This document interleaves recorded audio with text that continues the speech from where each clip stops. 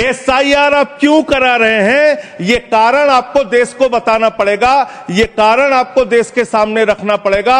ऐसे नहीं कि हम तुगलक हो गए हैं, हमारे दिमाग में सनक आ गई है, हम पूरे देश में एसआईआर कराएंगे। संसदीय शब्दों का ही इस्तेमाल नहीं, शब्दों का नहीं सर, प्लीज सर इसमें क्या गलत मैं कह रहा हूं? क्या तुगलकी फरमान जारी करके एसआईआर कराया जा सकता है? पॉइंट ऑफ ऑर्डर क्या है? पॉइंट ऑफ ऑर्डर किस रूल के तहत? 238 सर। हाँ बोलिए। Clause 5, reflect upon the conduct of persons in high authority unless the discussion is based on a substantive motion. I have already intervened. Please take your seat. हाँ माननीय संजय जी बोलिए आप। Sir मैं ये कह रहा हूं कि चुनाव आयोग को चुनाव नहीं लड़ना है सर, कानून बनाना है संसद को और उन नियमों का पालन करवाना है चुनाव आयोग को।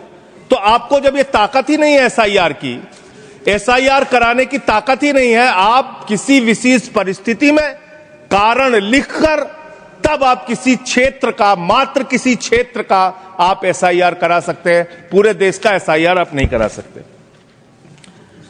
दूसरी बात सर, आते हैं बिहार के ऊपर, उससे पहले मैं थोड़ा जिक्र दिल्ली के चुनावों का कर लूं। सर देश में जो दिल्ली का जो चुनाव हुआ सर, उस दिल्ली के चुनाव में हमने बार बार शिकायत की चुनाव आयोग से। चुनाव आयोग चुनाव के दौरान दी गई शिकायतों को गंभीरता से लेने और उसका निस्तारण करने के लिए बना है। दिल्ली के अंदर जो नई दिल्ली कॉन्स्टिट्यूएंसी है, अरविंद केजरीवाल जी की कॉन्स्टिट्यूएंसी, वहां पर सर चुनाव शुरू होने से पहले ही 42,000 वोट काट दिए गए। 42,000 वोट काट दिए गए। उसका कोई कारण पता नहीं क्यों काट दिए गए, वो 42,000 वोट काट दिए गए।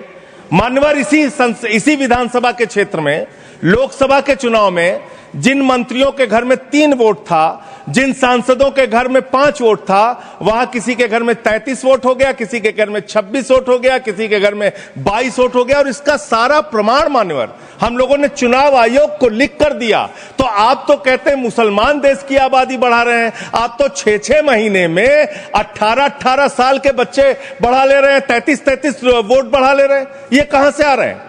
ये कहां से आ रही है? आबादी आपकी कैसे बढ़ रही है? दिल्ली में पूरी तरीके से आपने चुनाव का घपला किया, जिसका हम लोगों ने लिखित शिकायत दी थी। एक ही भारतीय जनता पार्टी के पदाधिकारी ने 11,000 वोट कटवाने के लिए शाहदरा में एप्लीकेशन दी थी।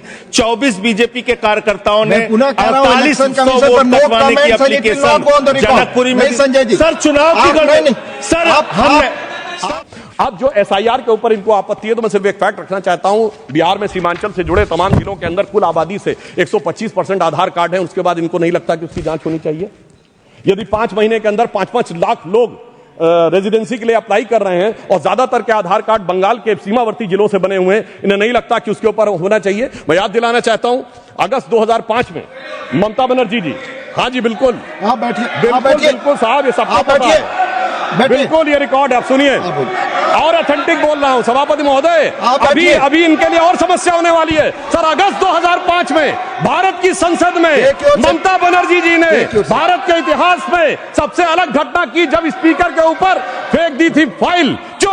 क्योंकि वो कह रही थी घुसपैठियों पे चर्चा नहीं कराई जा रही है। मगर आज ये लोग कैसे बदल गए, इसे देख के मुझे याद आता है सभापति जी कि देख तेरे संसार की हालत क्या हो गई, भगवान कितना बदल गया इंसान। अब मैं ये भी कहना चाहता हूं, मुझे ये समझ में नहीं आता है सभापति महोदय कि ये लोग गैर कानूनी चीजों के साथ क्यों खड़े होते हैं। जब एसआईआर आएगा ये कहेंगे वोटर आईडी नहीं दिखाएंगे। बात रिकॉर्ड पे जा रही है, प्लीज टेक योर सीट। अब सुनिए सर, जब सीए आएगा ये कहेंगे कागज नहीं दिखाएंगे। जब वक्फ बोर्ड आएगा तो ये कहेंगे कि साहब हम जमीन के कागज नहीं दिखाएंगे। मुझे समझ में नहीं आता है कि गैर कानूनी कामों वालों के साथ ये हमेशा खड़े हुए क्यों दिखाई पड़ते हैं। अब संवैधानिक संस्थाओं की बात आती है तो मैं याद दिलाना चाहता हूं, इस देश में चुनाव आयुक्तों की बात आती है तो अटल जी की सरकार एक कोर्ट से गिरी थी। तब चुनाव आयुक्त कौन था? मनोहर सिंह गिल। तुरंत चुनाव क्यों नहीं कराया गया? अप्रैल 99 में सरकार गिरी थी, मई में हो जाने चाहिए थे चुनाव। 6 महीना पीछे क्यों ले जाए गए? ताकि एक वोट की सहानुभूति न मिले।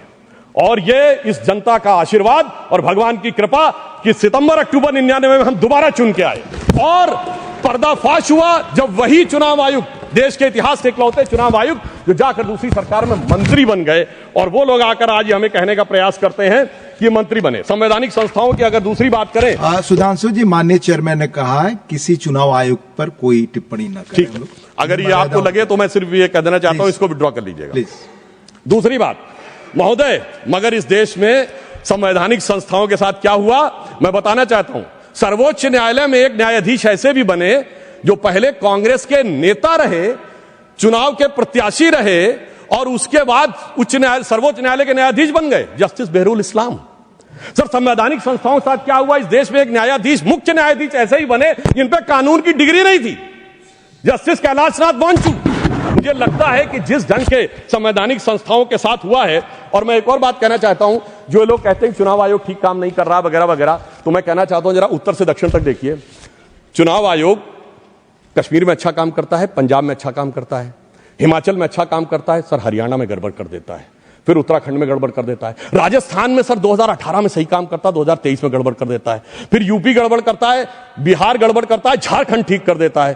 क्या बताएं, मध्य प्रदेश में पहले तो अच्छा किया था, इस बार गड़बड़ कर देता है। छत्तीसगढ़ 18 में ठीक किया था, 23 में गड़बड़ कर देता है। गुजरात तो गड़बड़ करता है, बंगाल बहुत अच्छा कर देता है, फिर तेलंगाना अच्छा करता है सर, फिर तमिलनाडु अच्छा करता है, फिर कर्नाटक अच्छा करता है, केरल अच्छा करता है, असम में गड़बड़ कर देता है। मुझे लगता है कि देश की जनता को मूर्ख समझने का प्रयास नहीं करना चाहिए, ऊपर से अपनी सुविधा के अनुसार जो आप चयन करने का प्रयास करते हैं वो नहीं करना चाहिए।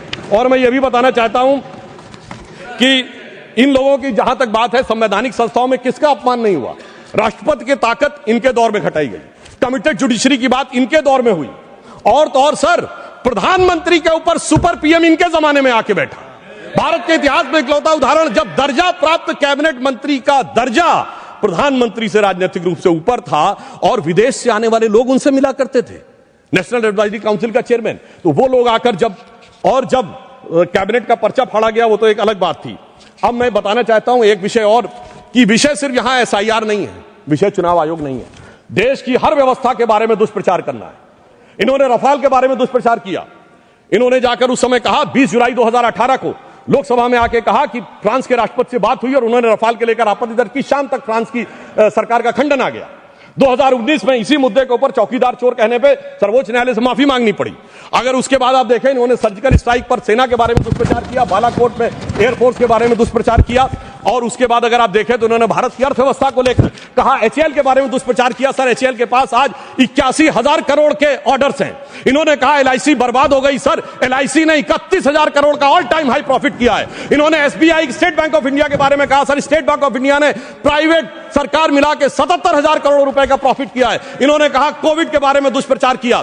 उसके बाद इन्होंने राम मंदिर के मुहूर्त के बारे में किया। अर्थात मैं ये कहना चाहता हूं, इनका उद्देश्य कोई ना कोई बहाना ढूंढकर सरकार के विरुद्ध बिना बात के प्रचार करते रहना है।